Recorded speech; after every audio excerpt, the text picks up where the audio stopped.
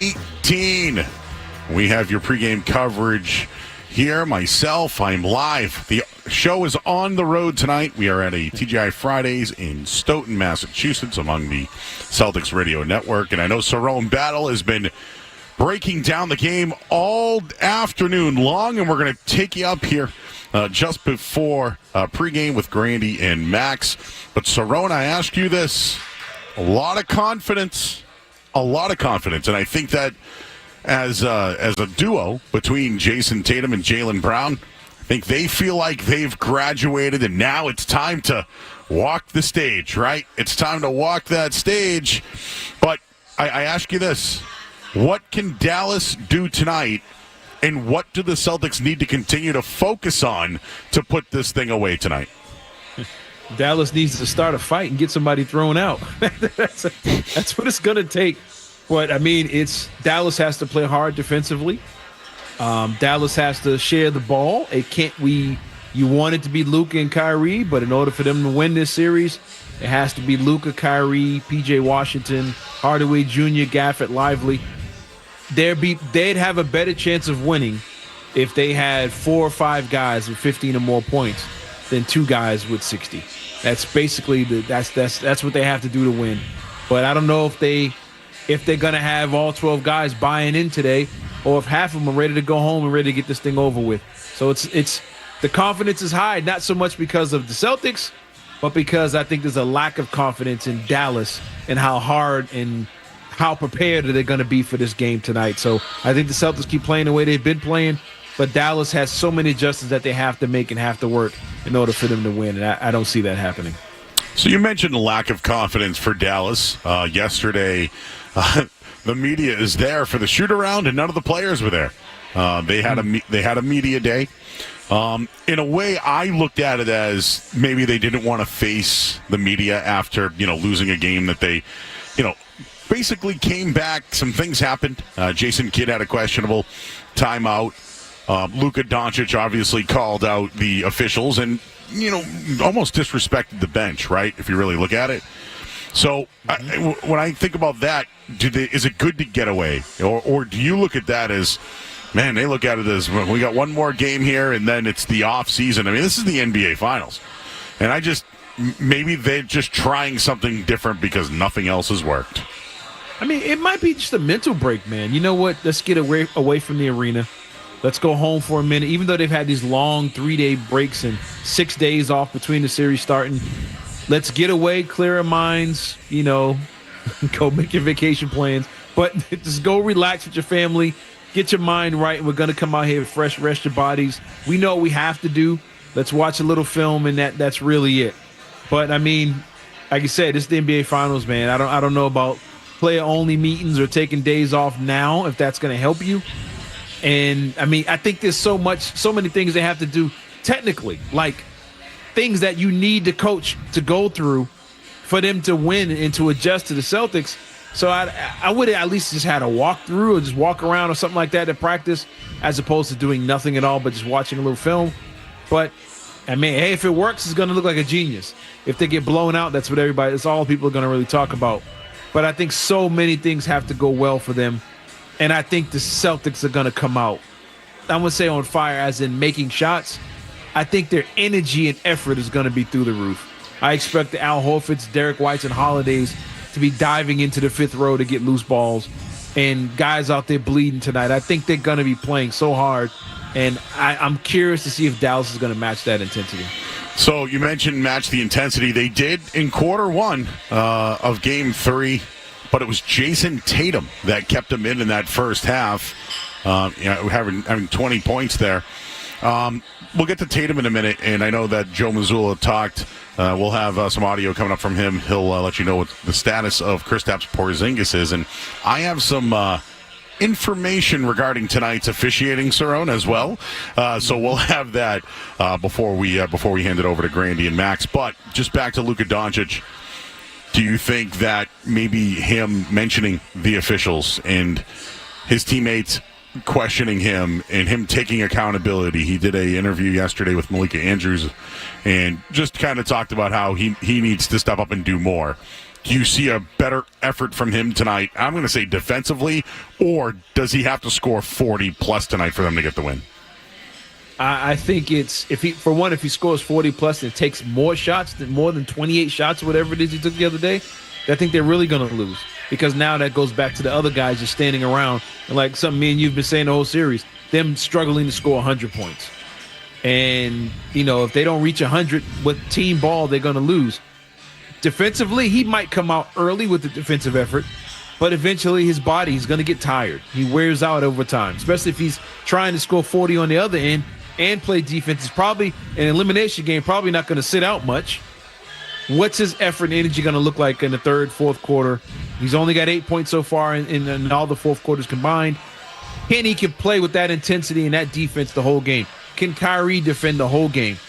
35 points, but he was a -3 because he couldn't defend.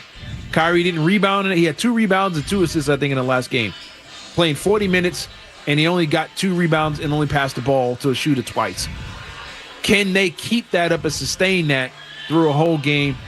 I don't know, and I don't know if, frankly, man, I don't know how many of them want to. Do they really want to come back to Boston? They want to fly into Logan? Do they really want to sit in a hotel with fans cheering outside their window all night? Do they really want to be on the court when the confetti's falling? I don't know if they got the heart and the stomach for that. Not all of them. And I think just if a couple guys check out, I can see this whole team checking out and losing in an ugly way. So a lot of ifs and a lot of question marks for this Mavericks team tonight. I'll have more of the opening tap coming up in just a little bit. We'll hear from head coach Joe Mazzulla. And what is the status of Kristaps Porzingis tonight? More with Cerrone Battle. I'm Joe Murray here on the BetMGM 98.5, the Sports Hub Celtics Radio Network.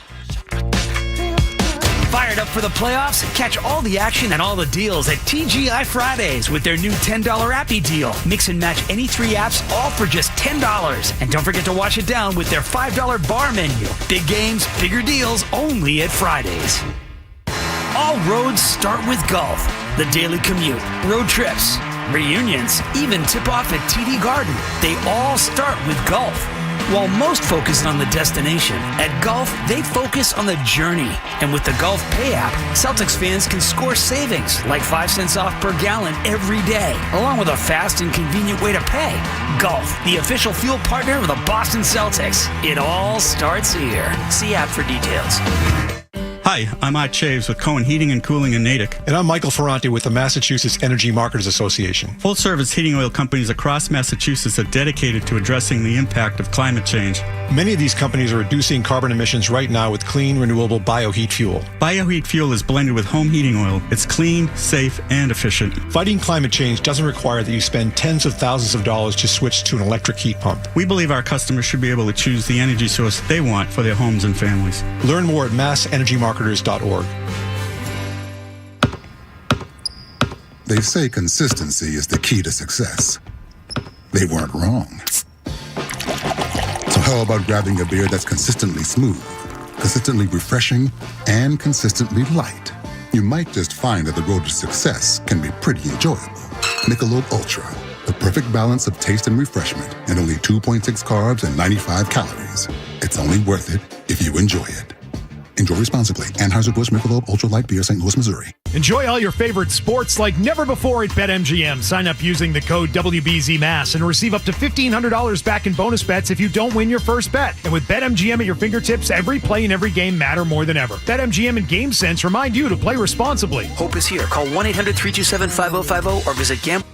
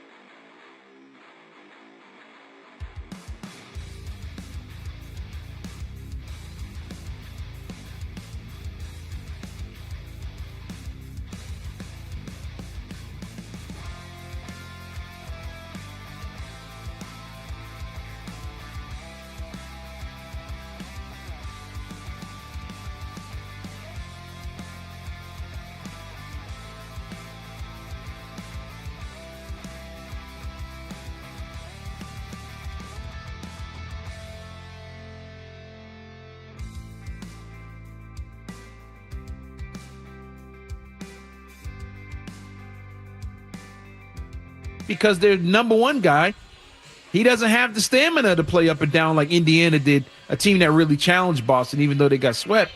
They can't play with pace, so you're stuck with what you have because you have a blessing and curse that is Luka Doncic and Kyrie Irving as your two leaders of this team, and it's a tough place to be in against somebody like the Celtics. All right, head coach Joe Mazzulla gave an update on Kristaps Porzingis. Let's hear from the coach regarding the big man status. Joe Varden, The Athletic. Is there an update on Kristaps? Yeah, he's not quite there, but we're going to make him available. But, we're only going to use him in very specific instances if necessary. Ramona here on the front left. Hi, Ramona Shelburne, ESPN. Joe, you were regaling us last press conference with tales of what you spliced into the tapes and what you were talking to the guys about. If right when you think you're about to win, you're about to lose. What was the message heading into Game 4, and what kind of clips did you show the team? Yeah, just have an understanding of the environment. So at the end of the day, both teams have to keep the same edge and the same chip on their shoulder. But you can't be distracted by anything other. It really doesn't matter what kind of game it is. Like, if you don't run back on defense, you can't win. If you don't rebound, you can't win. If you don't execute, you can't win.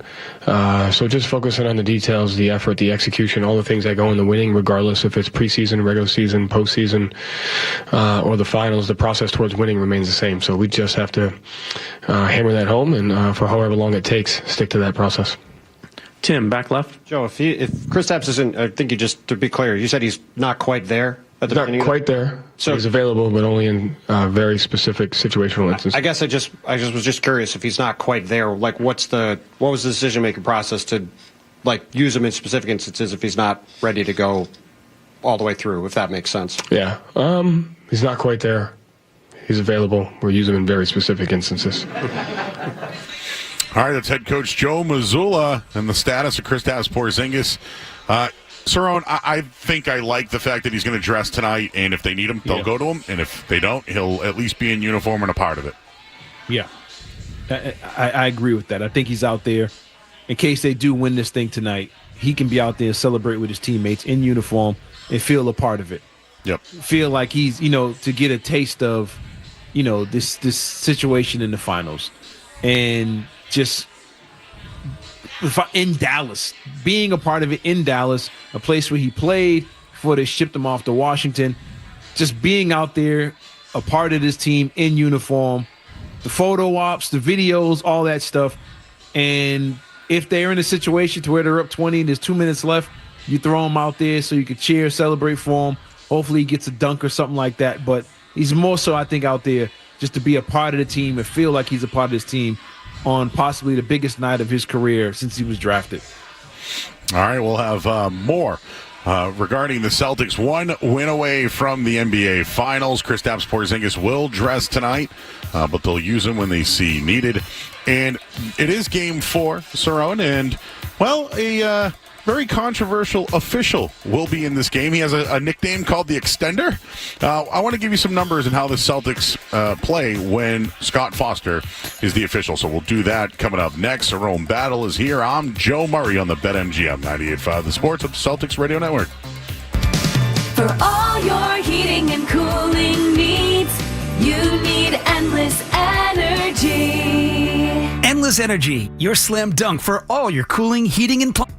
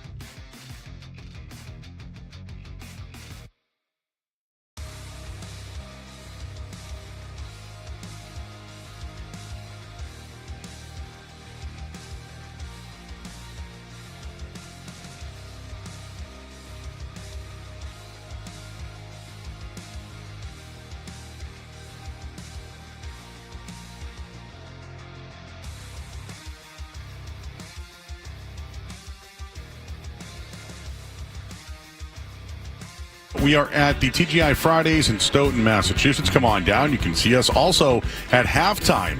Join us on YouTube on the 98.5 The Sports Hub page. Myself, Cerrone, will have our halftime reactions to Game 4 as the Celtics one win away from winning a championship, and only one thing could stand in their ways, Cerrone, and that is the officials, which they've done a very good job of not getting involved or complaining, but Scott Foster is the official tonight. A lot of people know him as the extender. Very controversial, but I just wanted to give you a couple of numbers regarding Foster. He has been very good for the Celtics this year when he's been the official. The Celtics are 6-0 in the 6 games he's officiated, including Game 1, the win over the Cavs in the Eastern Conference semifinals, and Game 2 over the Pacers. So, for the people who are worried about this one, the Celtics, Scott Foster, whether it's been another team, whether it's been the official, no problem. I don't think there'll be any impact by him tonight. And I'm sorry. And I was just going to say, no Scott Foster, and I always call it the ref angle. No ref angle tonight. Yeah, if in order for Scott Foster or any ref to be a major factor in the game would have to be tight. There would have to be something close, a play here or there that you say, yep, there's that moment. There has to be something, in a close game. When the games are 20-point games or blowouts, the rest really are a non-factor. And I think in order for Foster to have any effect on this game, that means the Mavericks have played a good game, they've played a tight game, and they've dragged this thing out late into the fourth quarter and made a big run or have a lead or something like that. To me, that's the only way the refs get involved in this. But I don't think the Celtics leave it up to the referees. And Dallas, look, I don't think Dallas is looking for much help. I don't know how many of them really want to extend this beyond today. I think a lot of these guys are kind of checking out, and I think their 2 stars are a part of it too. All right, we got a minute to go here. I just wanted to mention Jason Tatum's numbers in closeout games. He's averaging almost 25 points per game, 9 rebounds, 5 assists. These are all in closeout games. He's leading the league in closeout points and wins since being drafted. So I expect a big night from Jason Tatum. So, Cerrone, we will meet again at halftime for a special show here, live from TGI Fridays in Stoughton, Massachusetts, right on YouTube. So join us halftime to get our reaction. Thank you, Cerrone. You've done an excellent job all day long today, and we'll be on until 1 a.m. tonight as well, win or lose for the Celtics. So thank you, Cerrone, for everything that you've done today. The Boston Celtics, of course, have one more win to go before they raise another banner, and they have had a